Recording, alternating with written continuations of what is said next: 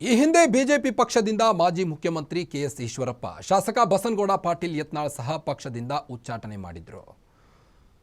ಇನ್ನು ಕೆಎಸ್ ಈಶ್ವರಪ್ಪ ಮಾಜಿ ಉಪಮುಖ್ಯಮಂತ್ರಿ ಶಿವಮೊಗ್ಗ ಲೋಕಸಭಾ ಕ್ಷೇತ್ರದಿಂದ ಬಿಜೆಪಿ ರೆಬೆಲ್ ಆಗಿ ಸ್ಪರ್ಧೆ ಮಾಡಿದ್ರು. ಹೈಕಮಾಂಡ್ ನಾಯಕರ ಸೂಚನೆಯನ್ನ ಧಿಕ್ಕರಿಸಿ ಚುನಾವಣೆಗೆ ಸ್ಪರ್ಧೆಯನ್ನ ಮಾಡಿದ್ರು. ಬಿಜೆಪಿ ಅಧಿಕೃತ ಅಭ್ಯರ್ಥಿ ಬಿವೈ ರಾಘವೇಂದ್ರ ವಿರುದ್ಧ ಸ್ಪರ್ಧೆಯನ್ನ ಮಾಡಿದ್ರು. ಪುತ್ರ ಕಾಂತೇಶ್ಗೆ ಟಿಕೆಟ್ ನೀಡಿದ್ದಕ್ಕೆ ರೆಬೆಲ್ ಆಗಿದ್ದ ಈಶ್ವರಪ್ಪ, ಇನ್ನು ಬಸನಗೌಡ ಪಾಟೀಲ್ ಯತ್ನಾಳ್ ವಿಜಯಪುರ ಶಾಸಕ ಪಕ್ಷದ ನಾಯಕರ ವಿರುದ್ಧವೇ ಬಹಿರಂಗವಾಗಿ ವಾಗ್ದಾಳಿಯನ್ನು ನಡೆಸ್ತಾ ಇದ್ರು. ಹೇಗಾದರೂ ಮಾಡಿ ರಾಜ್ಯಾಧ್ಯಕ್ಷ ಸ್ಥಾನದಿಂದ ಬಿವೈ ವಿಜೇಂದ್ರ ಅವರನ್ನ ಕೆಳಗಿಳಿಸಿಯೇ ಸಿದ್ಧ ಅನ್ನೋ ನಿಟ್ಟಿನಲ್ಲಿ ರೆಬೆಲ್ ನಾಯಕರು ಹೋರಾಡ್ತಾ ಇದ್ರು. ಬಿಜೆಪಿ ಉಸ್ತುವಾರಿ ವಿರುದ್ಧ ಸುಟ್ಕೇಸ್ ಆರೋಪ ಕೂಡ ಕೇಳಿ ಬರ್ತಾ ಇತ್ತು. ಇನ್ನು ಬಿಎಸ್ವೈ ಕುಟುಂಬದ ವಿರುದ್ಧ ವೈಯಕ್ತಿಕ ಟೀಕೆಯನ್ನು ಮಾಡ್ತಾ ಇದ್ರು. ತನ್ನದೇ ರೆಬೆಲ್ ಟೀಮ್ ರಚಿಸಿಕೊಂಡಿದ್ದ ಯತ್ನಾಳ್ ಹೈಕಮಾಂಡ್ ನೋಟಿಸ್ಗೂ ಡೋಂಟ್ ಕೇರ್ ಅನ್ನುತ್ತಿದ್ರು.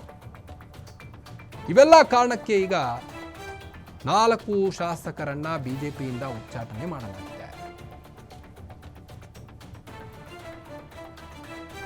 ಬಿಜೆಪಿ ಉಸ್ತುವಾರಿ ವಿರುದ್ಧ ಸುಟ್ಕೇಸ್ ಆರೋಪ ಕೂಡ ಕೇಳಿ ಬರ್ತಾ ಇತ್ತು.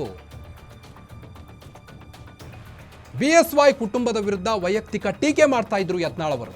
ಪದೇ ಪದೇ ಬಹಿರಂಗವಾಗಿ ಹೇಳಿಕೆಯನ್ನ ನೀಡ್ತಾ ಇದ್ರು ಯಡಿಯೂರಪ್ಪ ಕುಟುಂಬದ ವಿರುದ್ಧ. ತನ್ನದೇ ರೆಬೆಲ್ ಟೀಮ್ ರಚಿಸಿಕೊಂಡಿದ್ದ ಯತ್ನಾಳ್ ಈ ಒಂದು ರೆಬೆಲ್ ಟೀಮ್ ಜೊತೆಗೆ ಹೇಗಾದರೂ ಮಾಡಿ ರಾಜ್ಯಾಧ್ಯಕ್ಷ ಸ್ಥಾನದಿಂದ ವಿಜೇಂದ್ರ ಅವರನ್ನ ಕೆಳಗಿಳಿಸಿಯೇ ಸಿದ್ಧ ಅನ್ನೋ ನಿಟ್ಟಿನಲ್ಲಿ ನಿಂತಿದ್ರು.